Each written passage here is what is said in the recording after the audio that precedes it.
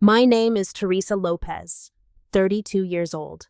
If someone had told me that one summer afternoon would erase everything I'd spent my life building, my family, my hometown, and my reputation, I would have laughed. Back then, I believed blood meant loyalty. I believed the people who had known me since childhood would trust me before they trusted gossip. Looking back now, I realize how painfully wrong I was. I grew up in a quiet town just outside Portland, the kind of place where everyone knew everyone else's business before you even did. My cousin Ryan and I were practically raised together. Our mothers were sisters who insisted every birthday, Thanksgiving, Christmas, and family vacation be spent as one big family. We shared bunk beds during camping trips, built tree forts together, fought over board games, and defended each other whenever school bullies showed up. Ryan wasn't just my cousin. He was the closest thing I ever had to a brother. Then there was Emily. Her family moved onto our street when she was 8 years old. I was 10. Somehow she fit into our lives almost immediately. She'd come over after school, complain about math homework, ask me for advice whenever she liked a boy, and later convinced me to teach her how to drive in my battered old Honda Civic. Looking back, some of my favorite memories involved all three of us laughing until our stomachs hurt over absolutely nothing. When Ryan and Emily finally started dating in college, nobody was surprised. If anything, everyone wondered what had taken them so long. My grandmother literally cried when they announced their engagement, saying she'd been waiting for that moment since they were teenagers. So when June 15th, 2019 finally arrived, I couldn't have been happier. I was one of Ryan's groomswomen, dressed in a navy suit that had cost far more than I wanted to admit. I arrived early because that's what family does. I helped the wedding coordinator carry decorations, guided relatives toward the ceremony area, pinned flowers onto jackets, and answered the same question about the bathrooms at least 6 different times. The morning felt perfect. People laughed, kids ran around the gardens, music drifted through the venue. Emily looked radiant every time I caught a glimpse of her preparing inside.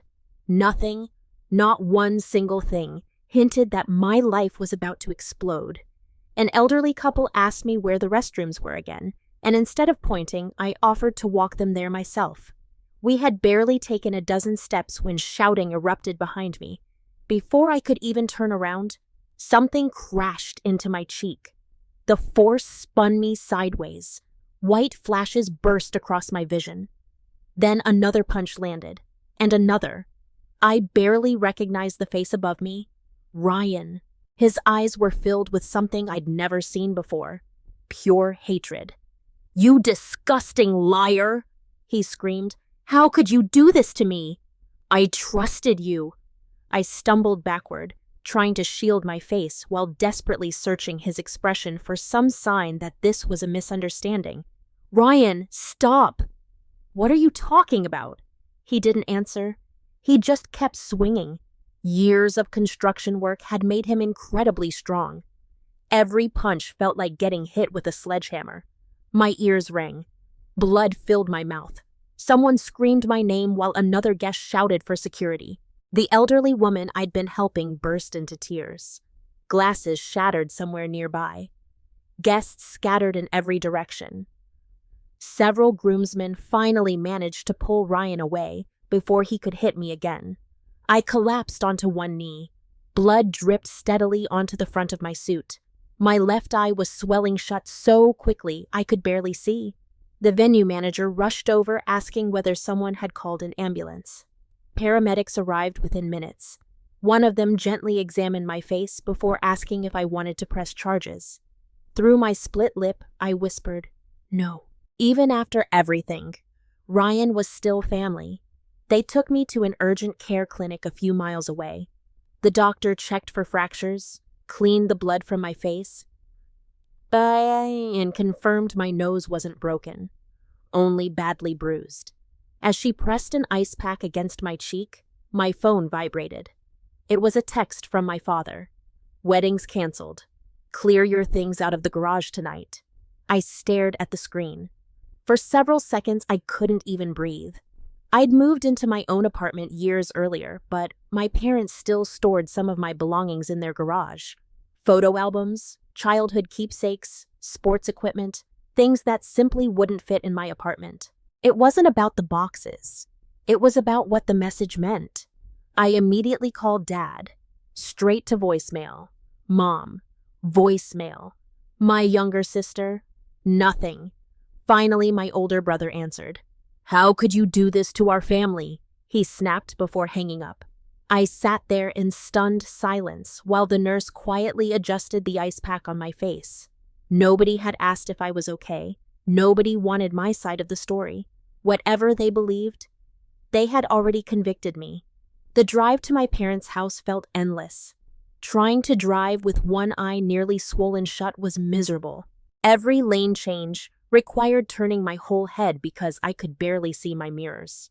When I pulled into the driveway, every family vehicle was already there. Mom, Dad, my brother, my sister. Wonderful. Everyone had gathered. I still had my garage key, so I let myself inside. The moment I stepped into the kitchen, silence. Every conversation stopped. Mom sat at the kitchen island. Dad stood beside the coffee maker with folded arms. My sister perched on the counter exactly like she'd done since she was a teenager.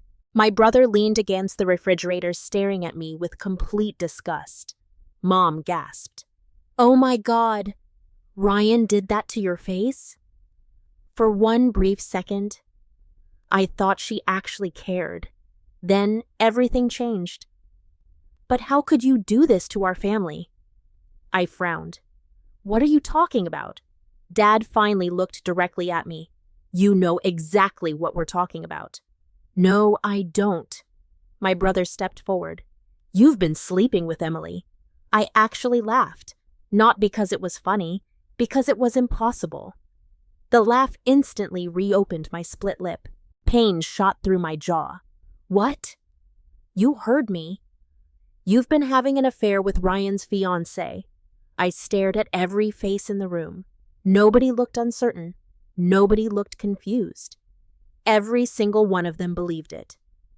Emily, the girl who used to tease me about my terrible teenage hairstyle, the woman who once called me the sister she never had during her college graduation speech, the same Emily I'd spent years protecting like family. The accusation was so ridiculous my brain couldn't process it. My brother disappeared into the living room before returning with an old duffel bag. He threw it onto the floor at my feet. "Take your stuff and leave." Later, I'd discover he'd grabbed random boxes from the garage. My baseball cards, winter clothes, old trophies. Meanwhile, family photo albums and countless memories had been left behind. I ignored the bag. "Show me proof." Nobody answered. "If you're accusing me of destroying Ryan's wedding, then show me proof." Dad crossed his arms tighter. "We know." "Know what?" "We just know." I looked toward Mom. She refused to meet my eyes. My sister remained completely silent. No messages? Nothing. No photos? Nothing. No witnesses? Nothing. "So what convinced all of you?" Dad repeated the same sentence. "We just know." That was it. No evidence, no conversation, no questions, just blind certainty. The people who had raised me, the people who always taught me honesty mattered, the people who claimed they knew me better than anyone, had condemned me without giving me a single chance to speak. I left before anyone could throw me out. Outside, I immediately called Emily. Voicemail. Again, voicemail. I sent text after text. No response. Desperate, I called her parents' house. Her father answered. "If you ever contact my daughter again," he said coldly, "I'll call the police." The line went dead. I drove aimlessly until I found myself outside Murphy's, the neighborhood bar where I'd spent countless Thursday trivia nights. The bartender looked at my bruised face and silently poured my usual drink. Then Ryan's college roommate walked in. The moment he recognized me, his expression changed. A minute later, the bartender leaned closer. "I'm sorry, Teresa. I think it's better if you leave." Apparently, I wasn't welcome there anymore. By the time I reached my apartment, my phone was exploding. Relatives, family friends, people I hadn't spoken to in years. Everyone suddenly believed they'd uncovered some long-hidden secret. Every memory involving Emily had become evidence. Teaching her to drive, helping her move apartments, spending holidays together, standing beside her in old family photographs. Everything had been twisted into proof of an affair that had never existed. I turned my phone off, sat alone in the darkness, held a frozen bag of peas against my swollen face after the hospital ice pack melted, and wondered how my entire life had disappeared. In less than 6 hours, the next few weeks were a blur of humiliation, confusion, and loneliness. I called in sick that Monday because there was no believable way to explain why my face looked like I'd lost a boxing match at someone else's wedding. My manager sounded concerned, but by Tuesday, even the office had started hearing rumors. Susan from accounting overheard part of a phone call, filled in the blanks with gossip, and by lunchtime, half the building was looking at me like I had ruined an entire family for fun. HR even called me into a meeting. A 23-year-old representative awkwardly asked whether there was anything personal affecting my professional conduct. I wanted to laugh. Instead, I calmly explained that my cousin had assaulted me over an accusation that wasn't true. The look on her face told me she wasn't sure whether to believe me either. That hurt more than I expected. Outside of work, things were even worse. I stopped by my regular gym, hoping a workout would clear my head. Ryan's longtime friend Steve happened to manage the location. He met me at the front desk with an uncomfortable smile. "I think it'd be better if you used another branch for a while." "For a while?" I asked quietly. He avoided my eyes. "My hands are tied." They weren't. He had simply picked a side. Everywhere I went, the same thing happened. The barista who knew my coffee orders suddenly became distant. The owner of the grocery store barely acknowledged me. Even my dentist canceled my upcoming appointment without offering another date. Living in a small town meant everyone was connected somehow. And somehow, everyone had already decided I was guilty. About a week later, Emily finally answered one of my calls. She didn't even let me say hello. "How could you do this to me?" she screamed. I snapped. "How could I do what? You ruined everything. My life's been destroyed too." For several minutes, we yelled over each other. Months of confusion poured out all at once. Then, something changed. Neither of us sounded angry anymore, just exhausted. "I swear to you," I whispered, "I never betrayed Ryan." Silence. Finally, she spoke. "I didn't betray him either." We both stopped talking. For the first time since the wedding, someone else's confusion matched my own. Over the next several days, we began texting instead of calling. It felt safer. Nobody could overhear us or twist another conversation into fresh gossip. We compared everything. Her family had thrown her out. Her deeply religious parents refused to let her come home. Her mother packed every childhood belonging she owned into black garbage bags and left them on the front porch. Her father had even asked their pastor whether she could somehow be removed from the church. When the pastor explained that wasn't how church membership worked, he simply stopped mentioning her name altogether. Emily's career had also collapsed. She worked as a project manager for a marketing company, but her supervisor happened to be Ryan's cousin. Suddenly, every important project disappeared from her desk.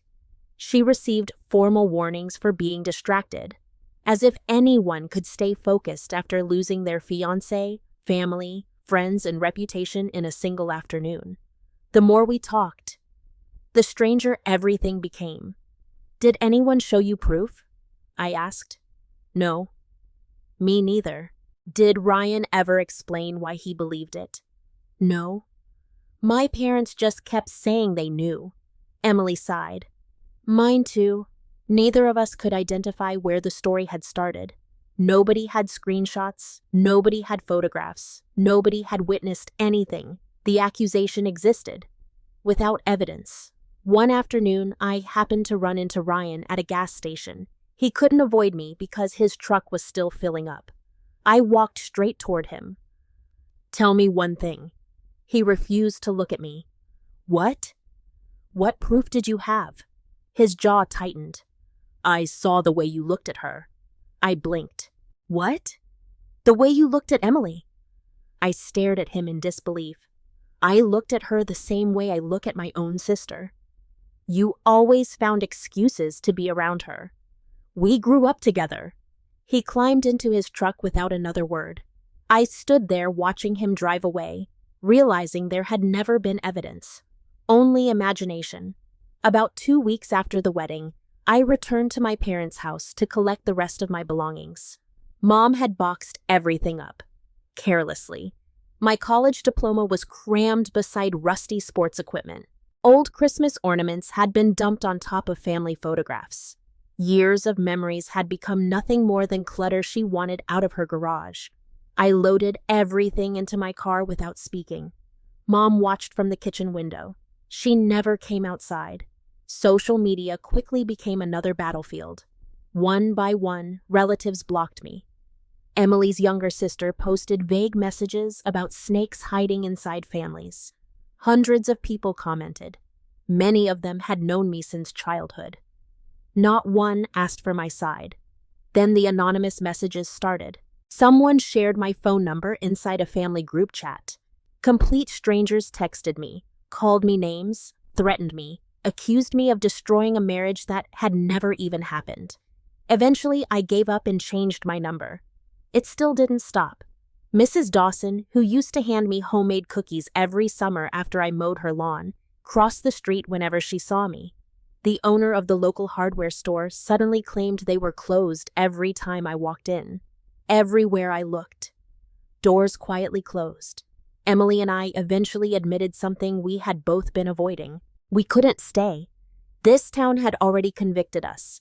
Meeting in person would only create more rumors. Trying to defend ourselves only made people believe we were hiding something. How do you prove something never happened? You can't. After nearly 2 months of living like ghosts, I applied for a transfer through work. Fortunately, my company had an office in Seattle. Emily decided to relocate to Chicago. The night before I left, we met one final time at a quiet park outside town. Neither of us wanted anyone to see us. Ironically, after everything we'd been accused of, we were hiding simply to avoid creating another lie. "I'm sorry," Emily whispered. "You have nothing to apologize for. You lost your family because of me." "No," I shook my head. "We both lost them because they stopped trusting us." Tears filled her eyes. "I hope one day they learn the truth." "So do I." We hugged, like sisters saying goodbye. Then we walked away in opposite directions.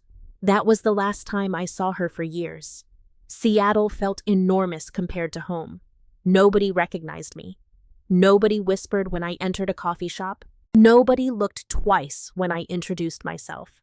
For the first time in months, I could breathe. My apartment wasn't much. A tiny studio in Capitol Hill with barely enough room for a couch, a bed, and a kitchen table. But it was mine. I changed my phone number, created a new email address, even abandoned my old gaming account after several of Ryan's friends kept sending hateful messages. At work, I simply told people I'd wanted a fresh start. Technically, that wasn't a lie. Slowly, life became normal again. I joined a different gym, found a neighborhood bar that hosted Wednesday trivia nights, started cooking instead of surviving on takeout, little by little. I remembered who I had been before that wedding. Then, during a company barbecue in the summer of 2021, everything changed again. I met a man named Daniel. He wasn't charming in the dramatic movie sense. In fact, the first thing he saw was me crouching in the backyard, having an embarrassingly serious conversation with my coworker's golden retriever about the correct way to catch a frisbee. When I noticed him watching, I wanted to disappear. Instead, he laughed. Not at me, with me, and somehow, That simple moment became the beginning of something neither of us expected. Daniel and I started dating a few weeks after that barbecue. Before our third date, I told myself I had to be honest. If this relationship had any chance of lasting, he deserved to know the truth before he became emotionally invested. So, one evening, over burgers at a small restaurant overlooking Lake Union, I told him everything. The wedding, Ryan's attack, the accusations, my family's betrayal, Emily, the move to Seattle, the 5 years I'd spent wondering what I'd done to deserve any of it. I expected him to excuse himself and never call again. Instead, he simply reached across the table and took my hand. "That sounds unbelievably painful," he said quietly. I nodded. It was. He smiled gently. "Would ice cream make today a little better?" I laughed through tears. It was such an ordinary question. No interrogation, no suspicion, no judgment, just kindness. For the first time in years, I realized what it felt like to be believed. Life slowly became peaceful. Daniel met my coworkers. We explored Seattle together. We took weekend trips along the coast, tried restaurants neither of us could pronounce, and argued playfully over which coffee shop made the best espresso. Meanwhile, Emily's life was improving too. She'd met a software engineer named Christopher in Chicago. According to her messages, he treated her with the kind of quiet respect she'd almost forgotten existed. The funniest part? Daniel and Emily accidentally became friends online. They were both obsessed with true crime podcasts, and before long they were chatting about documentaries and mystery novels with a small virtual book club. Life had finally found a rhythm again. I still missed my hometown sometimes. I wondered how much my nieces and nephews had grown. I occasionally caught myself craving my mother's homemade lasagna before remembering that she hadn't spoken to me in years. But the pain became quieter, manageable, until one Tuesday afternoon. Daniel worked remotely most days. When I arrived home from work, he was standing outside our apartment door holding a plain white piece of paper. His expression immediately made my stomach tighten. "Someone left this." I took it from him. 3 short sentences. "We need to talk. I'll come back tonight." No signature, no phone number, nothing else. Daniel looked at me. "Do you know who this is?" I slowly shook my head. "I have no idea." That night, neither of us slept well. Daniel locked every window. He even placed the old softball bat he'd kept from college beside the couch, joking that hopefully we'd never need it. Neither of us laughed. The next evening, nothing. The night after, still nothing. By Friday, we'd almost convinced ourselves it had been a prank. Then, at exactly 8:30 that evening, someone knocked. 3 slow, deliberate knocks. I looked through the peephole. Every muscle in my body froze. Ryan. He looked completely different. His beard had grown out. Dark circles hung beneath his eyes. His clothes looked wrinkled, as though he'd slept in them. For the first time in my life. My cousin looked broken. Daniel quietly picked up the softball bat, but stayed behind me. I unlocked the deadbolt and opened the door only as far as the security chain allowed. Ryan looked up. "Teresa, what do you want? Can I come in?" "No." He swallowed hard. "I just want to talk. The last time you wanted to talk, I ended up in urgent care." His shoulders dropped. "I know." Silence stretched between us. "I came to apologize." I looked at him without blinking. "Apology accepted." I started closing the door. "Wait." I stopped. "I know the truth now." My hand tightened around the door. "What?" "It wasn't you." I didn't answer. "It was all a lie. 5 years. 5 years of losing everything. 5 years of silence. 5 years of being treated like a criminal. And now?"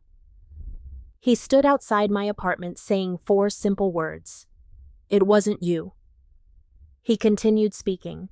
I need to apologize to Emily too. No, I just need her phone number. I almost laughed. You honestly think I'm giving you that? Please? No. I want to make things right. You had 5 years. His eyes filled with regret. I know. No, Ryan. I shook my head slowly. You don't know. You didn't lose your family. You didn't leave your hometown. You didn't spend 5 years wondering why everyone who claimed to love you abandoned you without asking one question. He lowered his head. I'll tell Emily you came. If she wants to contact you, that's her decision. But I won't help you. Then I shut the door. Neither Daniel nor I spoke for several minutes. Finally, he wrapped his arms around me. You okay? No, I wasn't. Not even close. That same night I called Emily. She answered immediately. When I told her Ryan had appeared outside my apartment, she fell silent. Did he ask for me? Yes. What did you tell him? I said no. Good. She paused before adding quietly, I never want to hear his voice again. The next morning my phone buzzed. A message from a number I'd blocked years earlier. Mom, please unblock me. We need to talk. For several minutes I simply stared at the screen. Finally, I replied. I'm listening. Her answer came almost immediately. We know the truth now. I closed my eyes. 5 years. It had taken them 5 years. Over the next several hours, Mom slowly explained everything. About 2 years after destroying his relationship with Emily, Ryan had married a woman named Jessica. Their marriage quickly became miserable. Constant fighting, jealousy, arguments about trust. Then, during one explosive fight, Jessica confessed something she never intended to reveal. She had invented everything. Every accusation, every rumor, every lie. Years earlier, she'd developed feelings for Ryan. She'd watched how close he and Emily were. She convinced herself that if Emily disappeared, Ryan would eventually notice her. So, she fabricated an affair. She told Ryan she'd seen Emily and me secretly meeting, claimed she'd witnessed romantic messages, invented hidden dates, private conversations, secret encounters. When Ryan demanded proof, she simply cried harder, and somehow, that was enough. He believed her. Then everyone else believed him. Not one member of either family asked me a single question. Not one person asked Emily for proof. Not one person wondered whether a lifetime of trust deserved at least one conversation. They simply chose gossip over us. Mom admitted that after Jessica confessed, Ryan's best friend remembered she'd made similar accusations against another man years earlier after he rejected her. A pattern. One that nobody bothered investigating until it was far too late. I lowered the phone. Daniel sat quietly beside me. So, he said softly, they destroyed your life. Because one jealous woman lied. I nodded. Tears finally rolled down my face.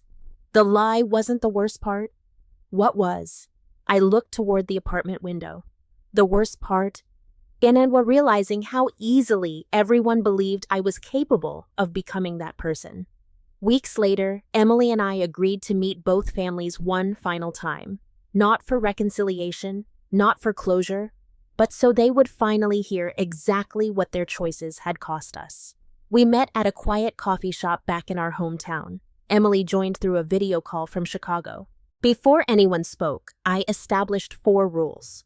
No interruptions, no excuses, no religious lectures, and nobody touches me. Jessica admitted everything. She confessed she wanted Ryan for herself. She never expected the lie to grow so large. Ryan apologized through tears. My parents cried. Emily's parents cried. My siblings apologized. One by one, they begged us to forgive them. When it was finally my turn to speak, the room became silent. I can forgive a lie, I said. I cannot easily forgive people who knew me for 32 years and decided one rumor mattered more than my entire life. Then Emily unmuted herself. Her voice was calm, almost heartbreakingly calm. The worst thing Jessica did wasn't lying. She paused. The worst thing was showing us exactly how little all of you trusted us. Nobody answered, because nobody could. After the meeting, Daniel and I flew back to Seattle. Life slowly returned to normal. A peaceful normal. The kind I'd fought so hard to build. Emily continued her life in Chicago with Christopher. She sounded happier every time we talked. As for Daniel, a month later, while we watched the sunset over Puget Sound, he got down on one knee. This time, someone chose me without hesitation. Someone trusted me without conditions. I said yes before he could even finish asking. Looking back now, I no longer believe every broken family can be repaired. Some betrayals change people forever. Some apologies arrive years too late. But I also learned something else. The family that stands beside you when everyone else walks away is the family worth holding on to.